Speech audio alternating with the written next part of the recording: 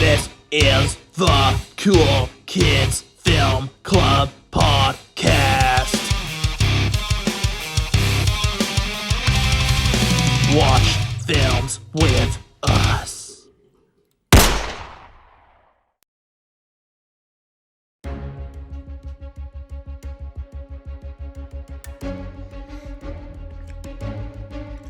Phlegm. Swallow it.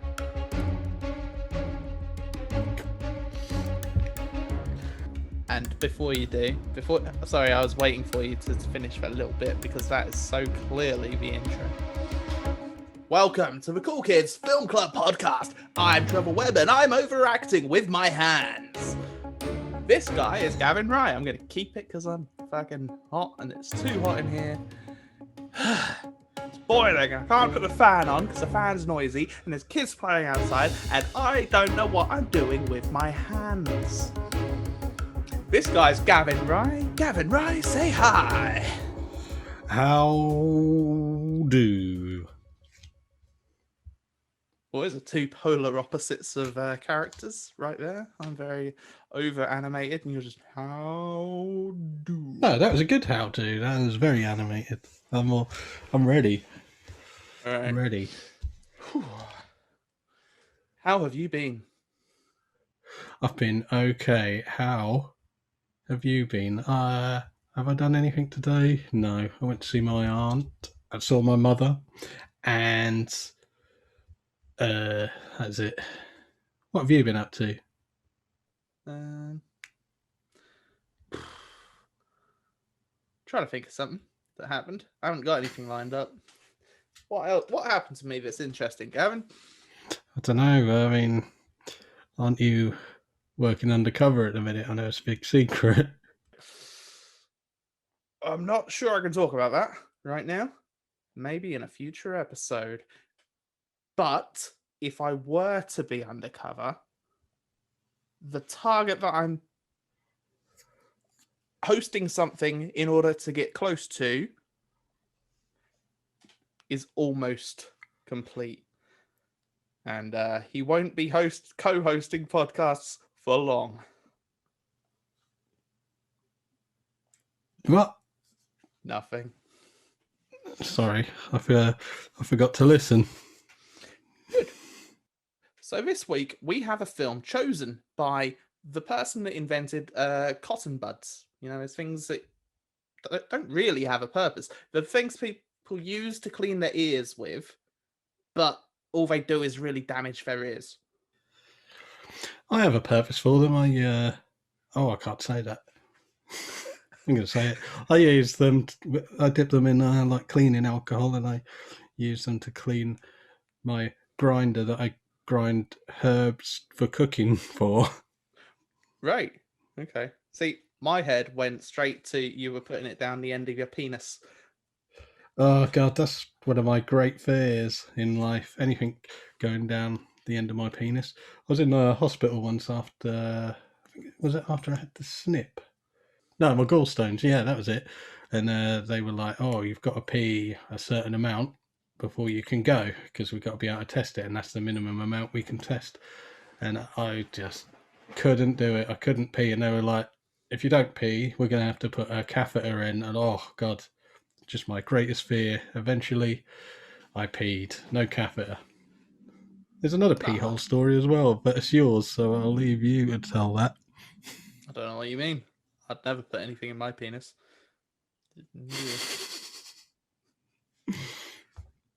Yeah, so it's chosen by the person that made them. I don't even know what they're called. Cotton earbuds? What are they called? They're not called earbuds, are they? What are they? What's the official name? I've got some here. Hold on. Cotton buds. I got some, knowing that the girl Michelle Hawkins, she created these. I thought I would get some. I don't know. I mean, what are they made for? Are they made to clean ears? I believe they're made with the idea of universal use. I don't think ears is a single thing they like advertised for. Well, anyway, she made those, and she also suggested our film this week. I did reach out to her and ask her if she wanted to do us a video, but she did not. She declined. She said, to quote her directly, I don't think it will do my career any good to appear in a video with that Gavin Rye guy. What, her cotton bud career? Yeah. Fair enough. With your, I use them for my herbs. So, as she's not doing us a video, do you want to tell us what the film is, Gavin? The film this fortnight is the 2006 film The Departed, directed by Martin Scorsese, starring Jack Nicholson, Leonardo DiCaprio, Matt Damon, Mark Wahlberg, Martin Sheen, Ray Winston, Vera Farmiga. Trust you to get the only girl's character's name wrong, Gavin. Sexist. Yeah, it is. Is there another female role in this film? Not a large one. She's like the only part, and she's a bit of a bitch. None more than everyone else, to be honest. That is very true. We should say, we should maybe go back in time about a minute and say, Oi, you! Do not watch this podcast if you have not already seen the film. It's a spoiler review. It contains spoilers. It's simple, really. If you want to come back once, that's up to you. But don't watch this podcast until you've seen the film. Alright. Cool. Cheers, mate.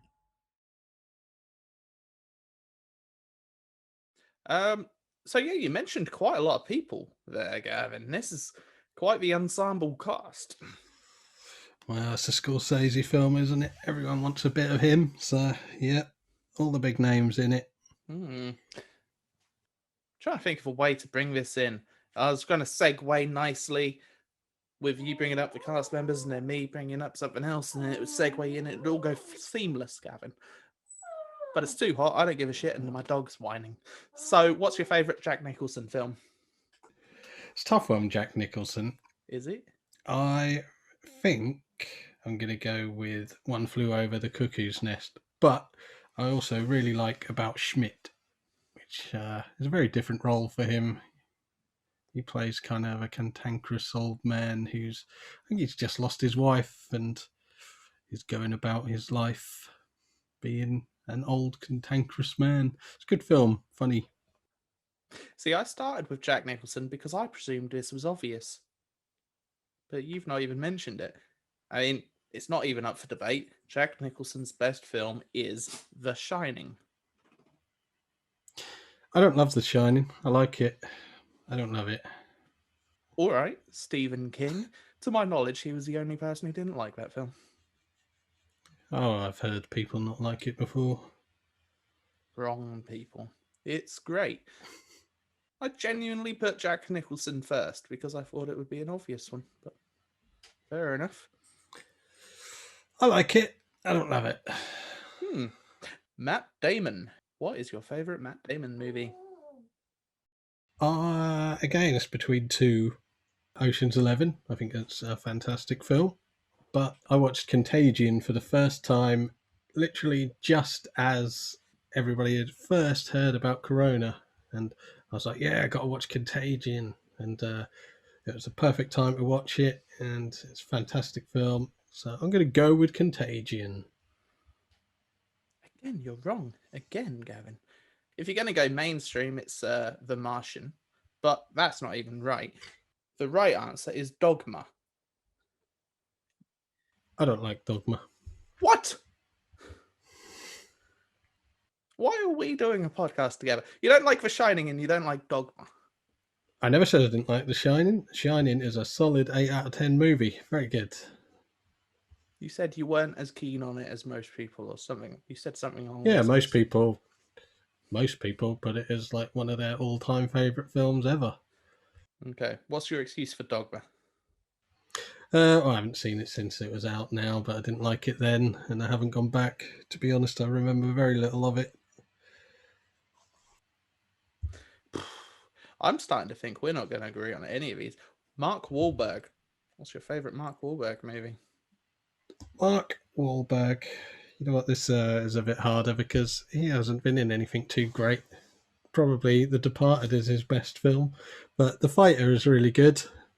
Boogie Nights, that's another one everybody loves. I think it's just really good. Pain and Gain was quite good for a Michael Bay film at least, but no, probably I'm going to go with The Fighter just to not say The Departed. Fuck sticks. I thought we were going to agree there for a second when you mentioned Pain and Gain. That is the correct answer. It's fine throwaway film, isn't it? Right. Final one I've got written down here to ask about. Leonardo DiCaprio. This one's the easy one. Obviously, same as everybody else's favourite Leonardo DiCaprio film. It's Titanic.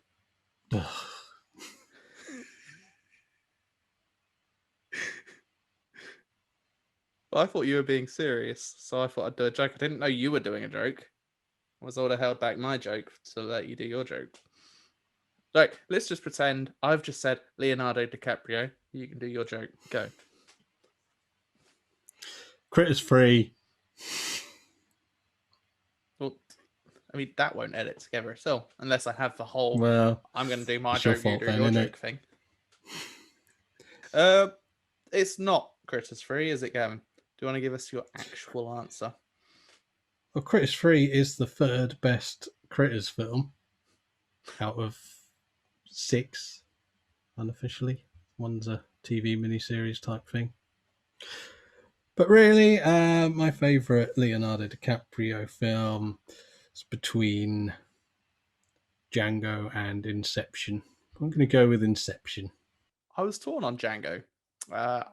When going through his list, that's the one that popped out at me. It's a classic 9 out of 10 film, easily. But he's not in it until the second half. Would I say it's a Leonardo DiCaprio film? His role is quite big in the second half, but I don't know. He's more of a supporting actor for me. What I've put as my favourite Leonardo DiCaprio movie was The Revenant, the one he actually ended up getting an Oscar for. Is it not Revenant? Is that not what I said? You said The Revenant. Revenant. I mean, I was reading it, so I doubt I read it wrong, but I might have done. Well, we've got the proof. The Revenant. The Revenant. The Revenant. Right, should we actually talk about this film rather than all the better films? Better. Better. Did you watch the video I sent? The one explaining the plot points and stuff. Yes, because we watched it with a washing machine. I did watch it, and I'm still pretty confused. I'm less confused, but there are characters who pop up at the end. Well, I still don't know who the fuck they were. Oh, that video sorted that for me. I know which one you're thinking of. It just named a lot of people. It just kept saying people by names, and it's like Game of Thrones, where there's so many characters, you just get lost. It's like, who's that again? Costello, and they all have similar sounding names. Like, I got lost, and I was a bit confused. I agree. I did a bit. I can't. I mean, I saw this when it came out. I saw it in the cinema, but I can't remember my feelings of how lost I was or wasn't at the time. But I did lose my way a little bit at the end of this film, and certainly with the whole envelope situation, which I now understand, thankfully. But at the time, this envelope was going all over the place, and you couldn't quite work out why. I should say the envelope that has basically the proof of who was the rat. kind of does. I've got a note about that upon further reflection. I had a bit of a think about that and I'm a bit confused about it. But first, what were you confused about? Like first, I was confused about who had ordered everybody in the gang to put their details, real name, and everything in the envelope. Then I was confused why Jack Nicholson's character was giving it to the police. I wasn't aware that he was an informant at that time. And then I was confused why the sergeant didn't open it when he got it, because he wanted to try and find out who the rat was, and surely that would have. I mean, he does eventually start putting in all the details, but he doesn't at first. So, yeah, that was what I was confused about. Yeah. The fact that he doesn't actually use the information did confuse me. He does, as you say, but it takes him far too long to get onto. Who initiated it and why Jack Nicholson's character gives the information to the police? I was on board with most of that, I feel. And we should point out that this is the first film we've actually watched together in the same room. That was exciting. And I'm going to do that more often because anyone watching at home, if you ever get a chance to watch a film at Gavin's house, do it because he has this excellent setup with a quite nice TV, good sound system, and a washing machine right next to the telly, which he sets off purposely to go during the film. And it really adds to the ambience and it's good. I should say it's not directly next to the TV. It's just that the kitchen's quite close to where the TV is.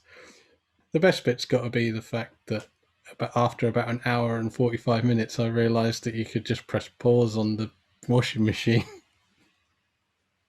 Yep. So yeah, I'll be watching more films at Gavin's house. But the note thing, right.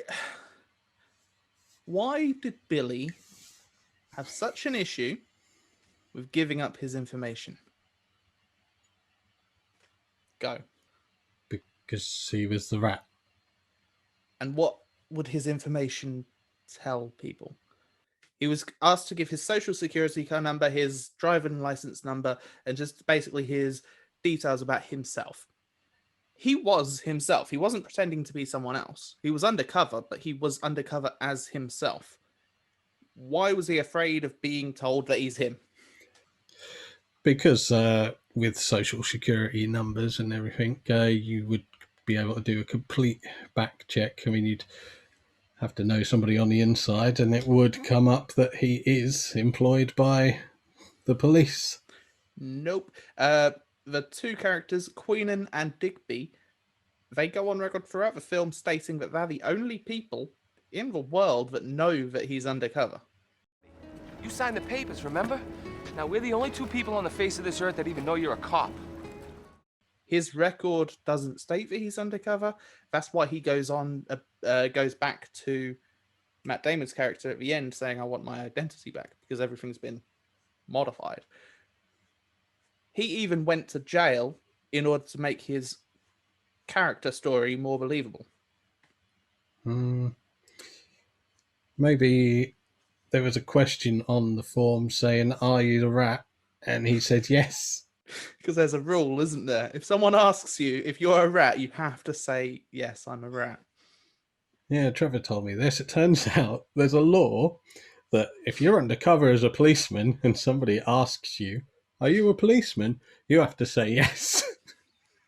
Trevor knows that. He wanted to be a lawyer, so he knows. It happens so often in films where people, like, they do it almost like a test. They're like, are you a cop? And I'm sure in some films before, I've even heard, there's even been lines like, you have to tell me if you're a cop, right? I'm sure of it. I've never heard it. But I can't say I've ever heard somebody say, you have to tell me. And then they give him a noogie. Tell me. Well, that was the impression I was under. I don't know. But yeah, this came up off air and we looked it up and it's not a thing. Cops don't have to say that. There has got to be something that ties him back to it. They wouldn't just have it. Scorsese's a better filmmaker than to make that obvious mistake. But yeah, I'm not sure what. Well, he didn't write it, did he? Well, no, it's a remake. It is. And fun fact about this as well. Did you know that Scorsese didn't know it was a remake when he agreed to direct it? He only found out after agreeing, and at which point he kind of decided not to watch the original until after he'd made this. Really? Apparently, that's what I've heard. I'm going to doubt that, but if you've heard it, I'll take your word for it, because Scorsese is very well known for how much of a film nerd he is and how he knows everything about film. So I find that highly unlikely, but if you say so. I don't know him. I haven't got this from him directly. I was watching a YouTube video, not the one you sent me, some other one, and they mentioned it. Don't know if it's true then. Might be true, might not be true. If you're watching at home doubting it, give Scorsese a call, ask him. It's also based on a true story. Kind of, loosely. There's a guy called Whitey Bulger, who was an actual crime boss / FBI informant who was on the run whilst this film was made and released. He was later caught and put in jail, where he was apparently murdered by fellow inmates. Quite horrifically. My eyes were gouged out and stuff. Yeah, he's a very famous gangster, Bulger. What did you think about the virtually only female character in the film? I thought she sucked balls. Her character was quite thin, didn't have much to it other than cheating woman. She was bad at her job. Just a bit shit. You? I quite like her. I think she puts a bit of extra tension in between Leonardo DiCaprio and Mark Wahlberg's character, as she's sleeping with both of them, kind of making a triangle there. And also, just like just about everybody in the film, she's also something of a rat. She's lying, she's cheating, and it seems like the theme of the film is don't trust anybody. Everybody's got something to hide. Everyone's a rat.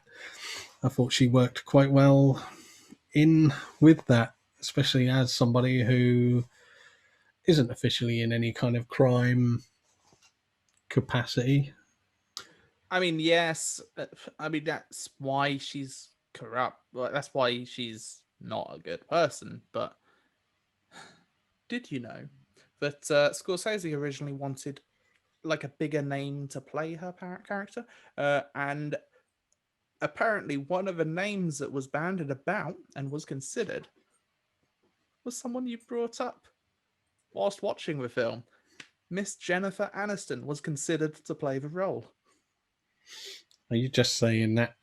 No. Again, I'm I only can't getting this imagine from a her in it. YouTube video that I watched, but somebody stated that Jennifer Aniston was considered for that role. Well, Vera Farmiga looks a little bit like Jennifer Aniston. In fact, I'd say she looks a bit like if somebody had drawn Jennifer Aniston from memory. Yes, indeed.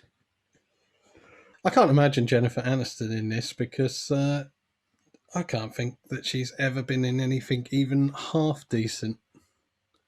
Christmas Office Party. Horrible film.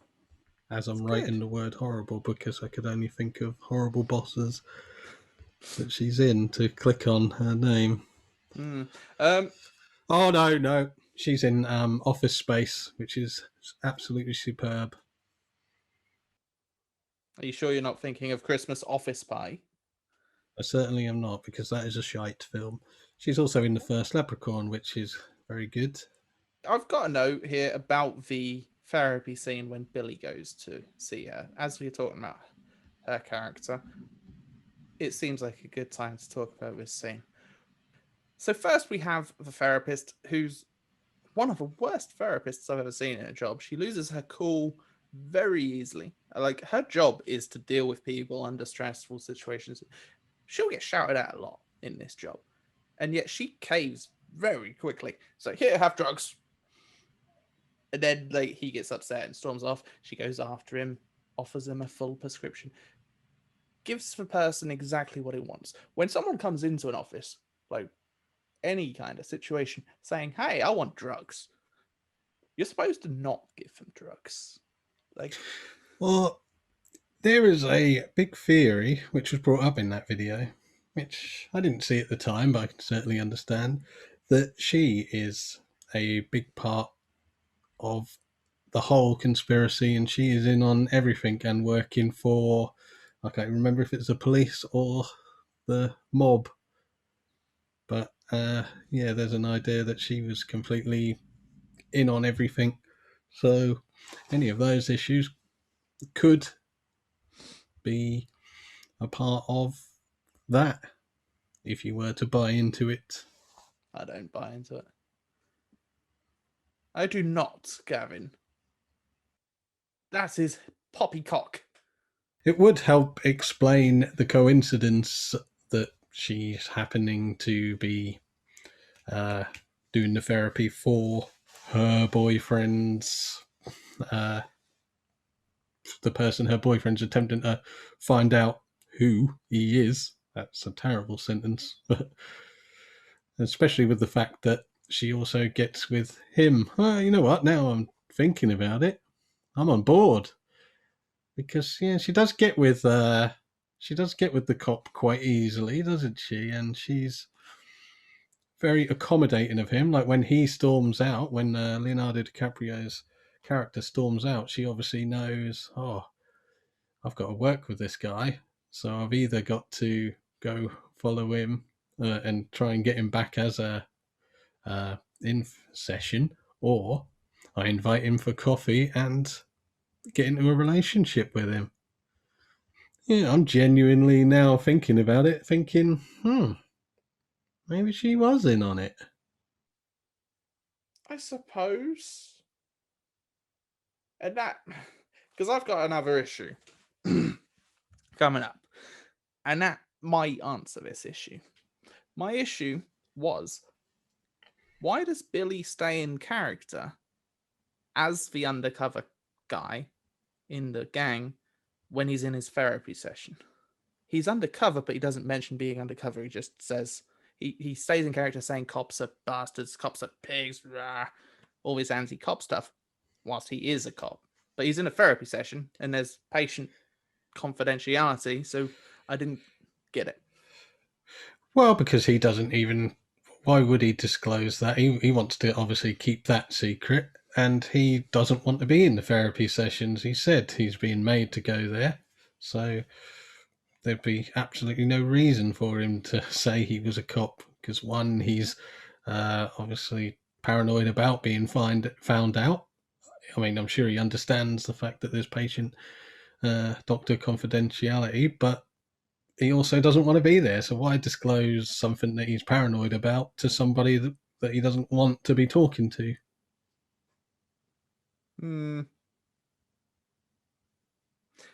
So do you think that his request for drugs was genuine? Yeah, I'm imagining under the stress of being undercover that he, like he said, he can't sleep, so he wanted something to sleep. If you're genuinely wanting drugs, there are two ways to get them. Be honest, tell the doctor the actual issues, or threaten to kill yourself, demand for drugs, and then storm off.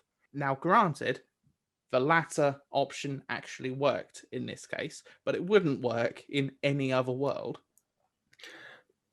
Yeah, and I think he'd got to that point where he's like, she's not giving me this, so that's just him losing his shit and, you know, just some vain, just as he's leaving, attempt to make her feel bad, like, yeah, I'm going to kill myself. It's no, he knows he's not being genuine. I'm sure she knows he's not being genuine, but it's just, you know, he's exasperated at the fact he's not got any drugs or is then offered 2 pills.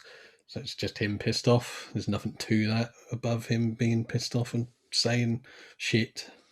But you would tell the truth. You would say, well, I'm doing all this shit, I'm undercover and blah blah, and this shit is hard. Life sucks a bit at the moment. Can you help me? Like I said, I don't think he would ever tell her the truth. just met this woman virtually, and he's absolutely. I mean, the reason he can't sleep is because of how paranoid he is about anyone finding out about him being a cop. So I don't think there's any possible way he would be telling her that. Well, for me, the only explanation is that he suspected that she was on the payroll, and that's why he didn't want to divulge that information. He couldn't have even had a thought that she was on the payroll, because then why would he get into any kind of relationship with her? And especially, why would he give her that note at the end saying, "Don't open this till something, if something happens to me."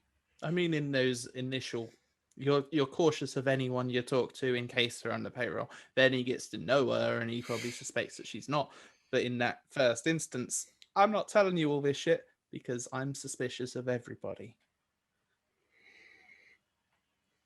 Well, yeah, I guess it comes under the, like I said, paranoia of everything. Maybe not even just that, just the worry. I mean, if I was undercover and I was as stressed as that, one, I wouldn't tell my therapist, and I wouldn't tell anybody. See, I would tell my therapist, but then I would get killed. So, There we go. do you have anything else before final stuff? I like the way Scorsese used like music and would often very abruptly cut it off in conjunction with something happening on screen. Happened 4 or 5 times. I like that. I noticed it a few times.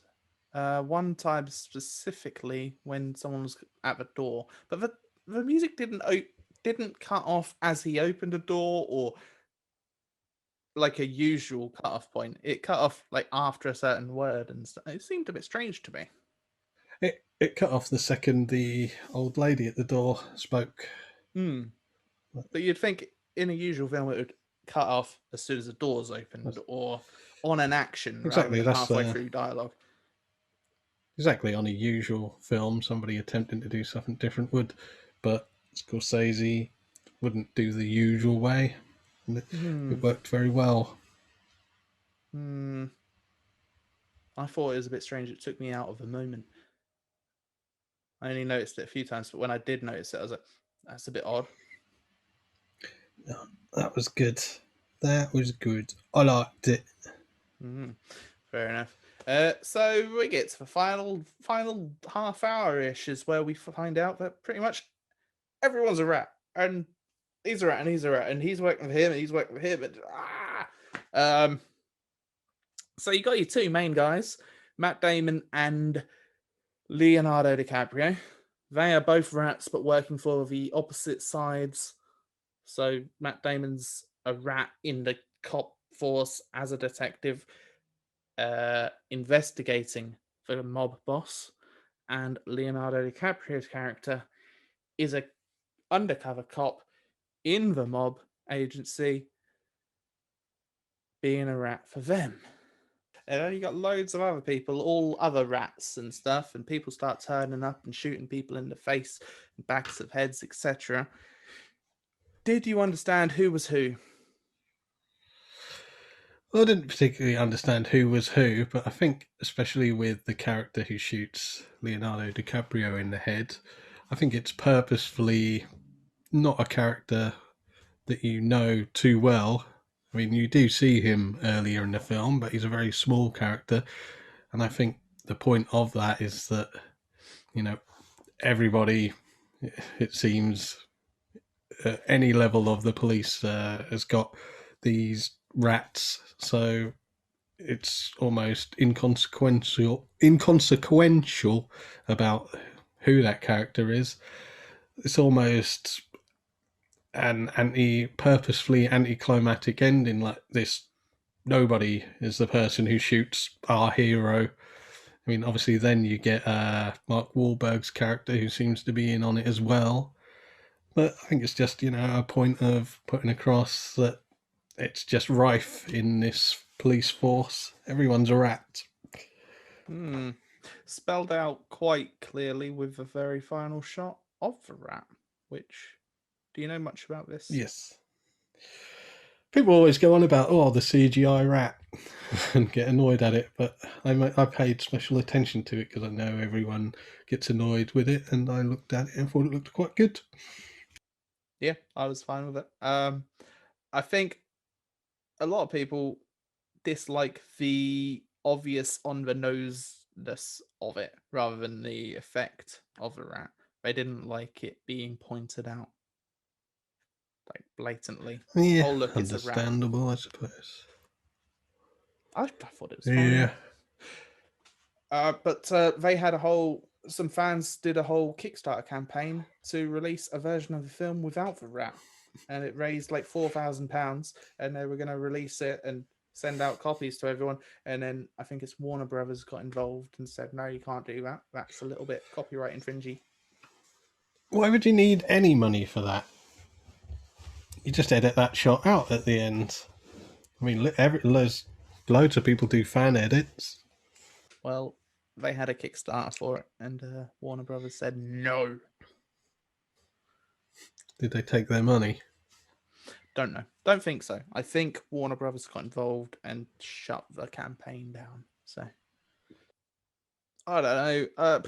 Even now, I don't think there's been a film where even after I've researched it afterwards, I'm still confused about who's who.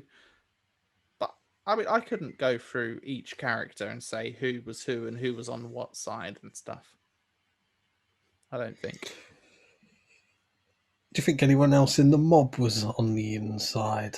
That's what I mean. I don't know. They say that guy that gets killed in one of the shootouts, they say is, but I'm assuming that's just the police saying he is to try and take the heat off of Billy. Well, this is the guy who gets shot in the shootout scene, and he gets dragged back to the hideout area, and he's on the couch, and Billy comes over to him, and he tells him that he knows that Billy is on the inside on it. Oh yeah, because he gave him the wrong address, but he turned up at the right one. So yeah, I guess that would imply that maybe he was in on it as well. Because otherwise, what other reason would he have not to tell everyone else? Because he's about to tell Billy why he doesn't tell everyone else, but then he dies. Mm-hmm. So I don't know. He's probably an informant. What if literally everybody in the mob was a policeman and everybody in the police was a mobster? It pretty much was like that, I think. Oh yeah. I don't know. It's just Queening. Just him in the middle. Yeah. I don't know. I'm fine with confusing endings and confusing films, but I didn't think it was confusing in a clever way. I just felt it was confusing in a left information out and purposely didn't tell us to be a bit confusing, kind of. You know what I mean? Like they're trying to confuse us by not giving us all the information, rather than giving us so much information that it's like, ooh, how does this piece together? And it's interesting. It's a lack of information. What is it you left not understanding in? Because I think I've got apart from things maybe open to interpretation, got a good handle on things. Just who's who and who was on what side and who was a rat and who was on what payroll, etc. Like, I get that everyone's a rat and that nobody can be trusted, which is kind of what they're going for. So maybe they don't want you to know who's who. I think Ray Winston was character Frenchie was probably a mobster. Mm. And the Irish guy, the actual Irish guy, not pretend Irish like Americans like to pretend. The guy who was in the police cell at one point, not being... Yeah. Ugh. Anything else you want to say?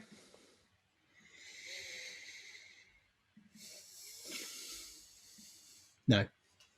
Cool. Should we go to Keir, see what he thought of it? Let's. All right. You cheering or shall I? Oh, you always. Give a cheer for Keir. Yeah! Woo! Keir. Spelled Keir. not how Gavin spells it. Keyyer.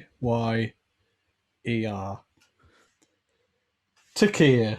The Departed. Look, let's get this out there from the off. The Departed is a hugely enjoyable movie. It has suspense, action, twists, great dialogue, humour, blood, and not an ounce of sadness. It is actually somewhat remarkable that you can care so much about the outcome of this movie when not one single one of the characters' deaths, and believe me, there are a lot of them, fills you with any sort of sorrow. And I'm pretty sure Mr. Scorsese knew this when he made the movie, hence why every single character is dispatched with such fleeting abandon. But hey, it works. Is it perfect? Hell no. Firstly, it features only the second best Rolling Stones song, and we're introduced to this right at the beginning of the movie, so from the outset this film is not striving for perfection. It is also pretty ham-fisted when laying down the groundwork for what constitutes a good guy and a bad guy. Matt Damon consistently uses a derogatory term for homosexuals with quite ruthless vitriol, whilst Leo wears his working-class, anti-racist, morally decent I don't judge badge on his sleeve with forthright conviction and completely correct unashamedness, the power of which basically pushes through the fourth wall as Leo calls out Mark Wahlberg's overt racism in response to a depressingly casual throwaway line with, "I'm all set without your personal job application, Sergeant." Sorry, did I say Mark Wahlberg's overt racism? I of course meant Mark Wahlberg's character's overt racism, not just his actual own. Bear with me, the dog's just been sick. I'm not joking.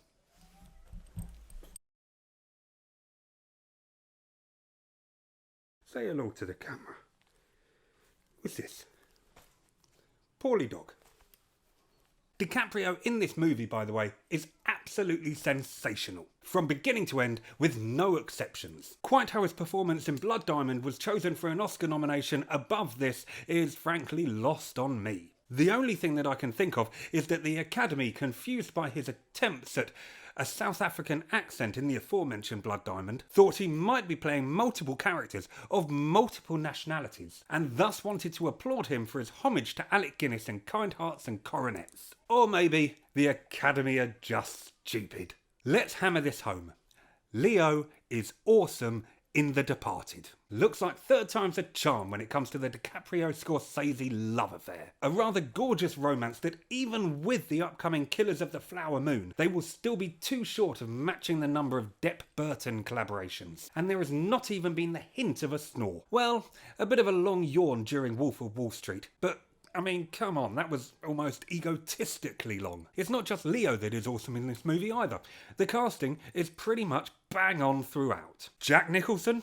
Yeah, okay, so he embodies the spirit and exudes the performance of, like, the Joker times 20 compared to when he was actually playing the Joker. But it's still silly entertaining. So, thumbs up. Matt Damon playing a totally unsympathetic character that we just can't wait to die? Well, it's like they read my heart. Thumbs up. Vera Farmiga showing her immense ability to bring warmth and interest to even the most underwritten of characters? Thumbs up. Martin Sheen? Just thumbs up. Alec Baldwin? Lend me your thumbs and put 'em up. Not a Cockney, Ray Winston, David O'Hara and Mark Rolston as the roll call of bad guy henchmen? Come on, that's perfect. Thumbs up. I mean, there are only two questions to be asked here. One, how did Mark Wahlberg get an Oscar nomination for Best Supporting Actor here?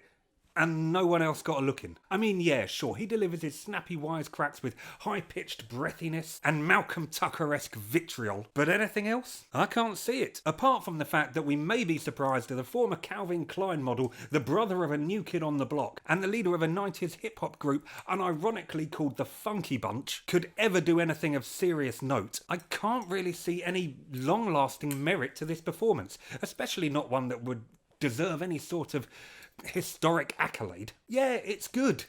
It's just over-fawned. Thumbs in the middle. And two, is there really only one black person in Boston? You know, in either the police force or the criminal underworld. Or indeed, just working a 9 to 5, or a 5 to 9, or, you know, chilling with his dog in the park. Yeah, okay. But, putting this bizarre whitewashing aside, I mean, we really shouldn't, but in order to move forward onto the Dropkick Murphys, I feel I must. This movie constantly throws up magic. The Dropkick Murphys. Has there ever been a more perfectly utilised non-original song in a movie ever? Well, yes, obviously. You Never Can Tell from Pulp Fiction, Johnny Be Good from Back to the Future, Unchained Melody in Ghost, Oh Pretty Woman from Dumb and Dumber, and then this.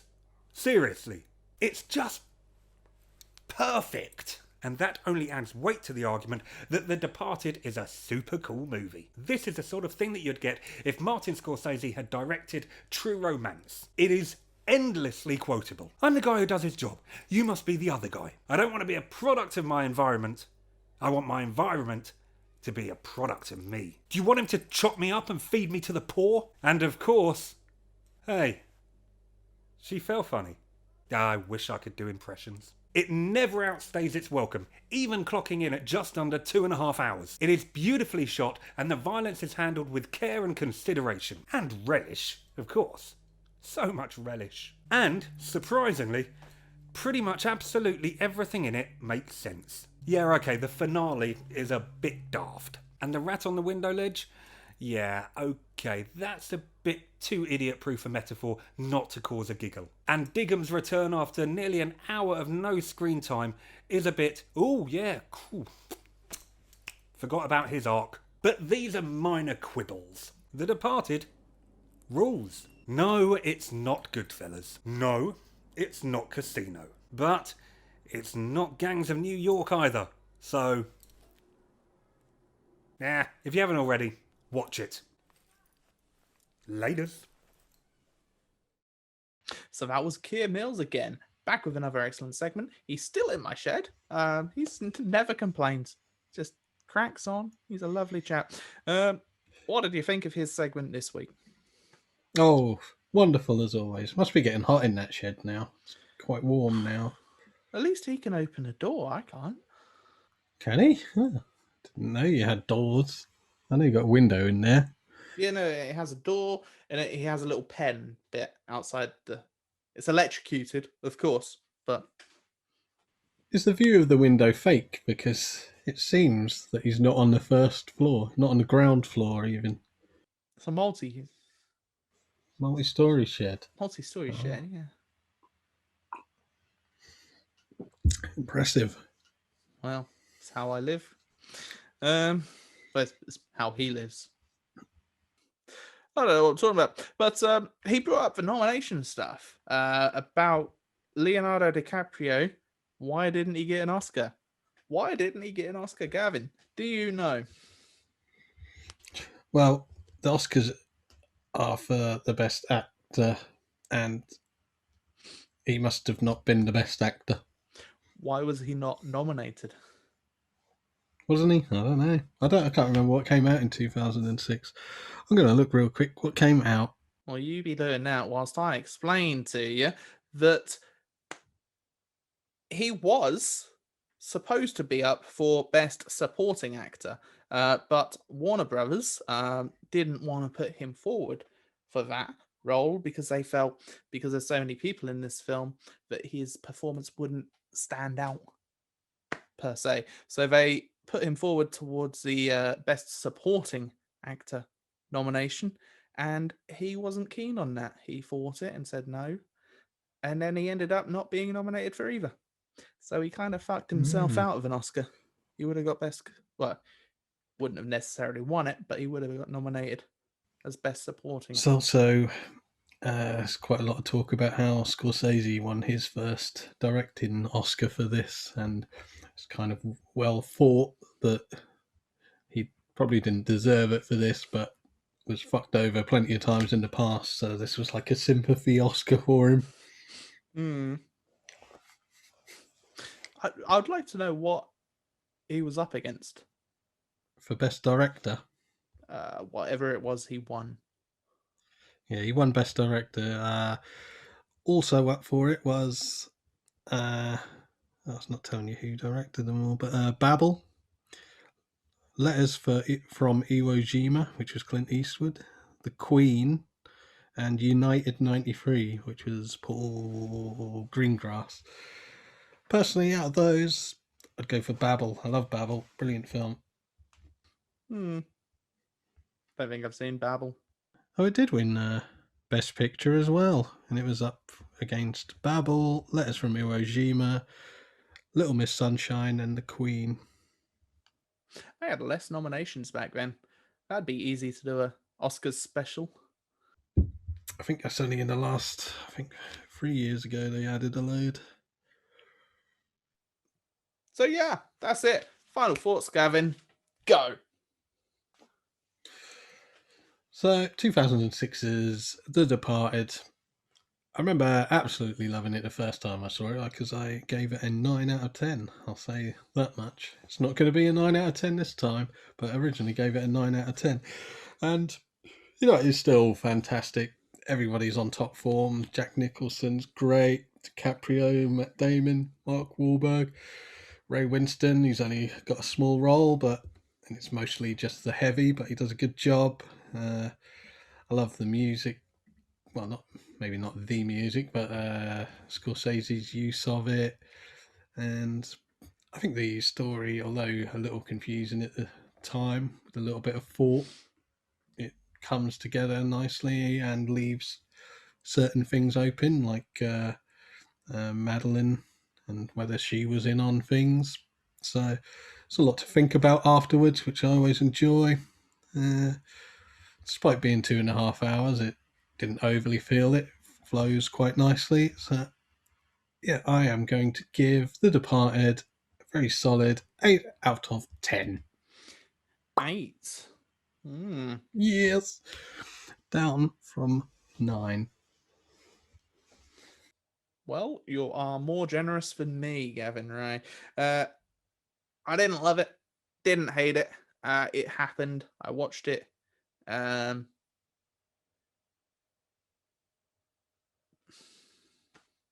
don't know. It felt lacking something. Information, I think, was a key part. There were characters I didn't really fully understand who they were popping up, and that might just be me being dumb. It might be. Maybe I didn't enjoy it as much because I'm dumb. I'm putting that out there. It's extremely unlikely, but it's possible. But there's other stuff I didn't love either. The female character, the love interest, psychiatrist lady, the whole love triangle. I hate love triangles in films at the best of times. And this one just felt so forced and unrealistic. The fact that she would, oh, look, there's an undercover guy in the police working over here, an undercover mob guy doing this, and I'm going to date them both, but they're not going to know about it, and I'm not going to meet one through the other. I'm going to meet them both completely independently and then date them both. Didn't like it. That happened.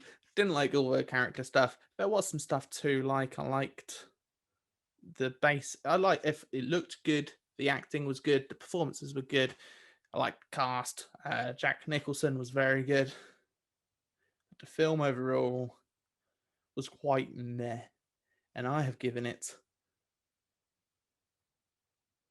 a 6 out of 10. You're a madman.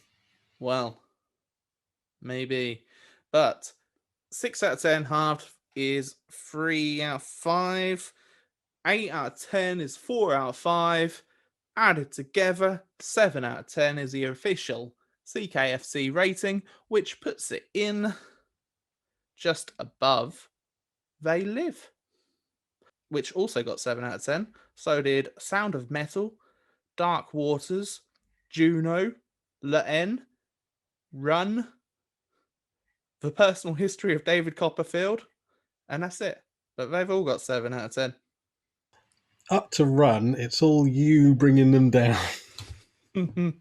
Well, just below the Personal History of David Copperfield, Gavin, is Rubber, which is you bringing it down. So, Yeah, but The Rubber's not a film, not universally, but well regarded as brilliant. All the others are, and they've been brought down by you. don't care. I've not done next week's film yet, so I'm recording on my phone, and I use my phone to do it. So I'm going to do it after we hang up, and then I'll put it up on the screen and the edit. I'll just have to tell you what it is. Hello again, cool kids. It is me, Cecil the Tire. I have missed you all so much, and hopefully I will host another episode sometime soon. But, for now, I am here to do the draw for next week's film.